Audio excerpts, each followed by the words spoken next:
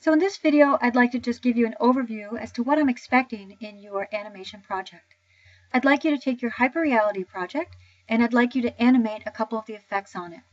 I'd like you to have a total of 5 different animations spread out over 3 different effects. So there are 3 different things that I'd like you to put onto 5 different layers. So obviously a couple of those things you can do a couple of times. So let's look at a finished hyperreality project. This is the one that I had going for my examples. And just remember, I try to keep mine a little bit shorter so that I can keep the video shorter. So that's why my hyperreality doesn't have quite as many layers as yours needed to. Therefore, you're only going to see me applying the effects to 3 of my layers, but I want you to apply it to 5 of them. Remember, you needed to add 8 different layers to your image. So one of the first things that I did was I animated my curves. My curves is what made this image have more contrast. So I'm going to scroll through this, and what I want you to focus on is just simply how the picture gets darker as I scroll through the timeline. So there are a couple of different effects, but just notice how the image gets darker. It builds up the contrast. So that's one of the effects that I want you to apply. I want you to take one of your adjustment layers. Maybe you have levels or a color adjustment or curves, any one of those, and you're going to animate that effect over the timeline. The next effect, and I'm just going to increase the size of my timeline a little bit here and scroll down. And the first thing you'll notice is that every single one of my layers becomes a layer here in my timeline. The timeline starts out with a duration of 6 seconds. And I'm going to ask you to expand that to about 10 seconds. And I'll go through how to do that in the next video. So the next thing to notice is the castle over here comes in after 2 seconds. And it comes in with a slight fade. So I just want you to now focus on that as I scrub through.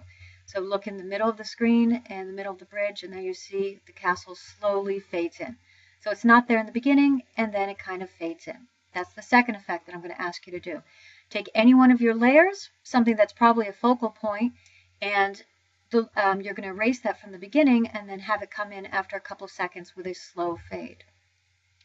And the third thing that I want you to do is playing with the layer style and to add some kind of effect such as a color overlay. And that's what I did right here in the middle. So now I'm going to scroll through, just starting back at the beginning, and now notice how this layer has some color that's going to slowly come through. And that is through one of my layer styles over here. So the layer style over here, oops, sorry, I'm not in the right spot.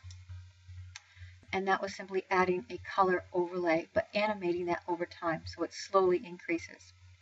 So the 3 things, again, just in summary, that I want you to add to your video will be to take one of your adjustment layers, such as curves or levels, and to animate that over time so it increases or decreases in intensity. To take another one of your layers and to remove it from the very beginning and then have it come in after a couple of seconds, but to use an effect so that it fades in. And the third that I want you to do is to add a layer style to one of your layers, and you can add something such as a color overlay. And I did it to my sky layer, but it was masked out, so you only saw it here.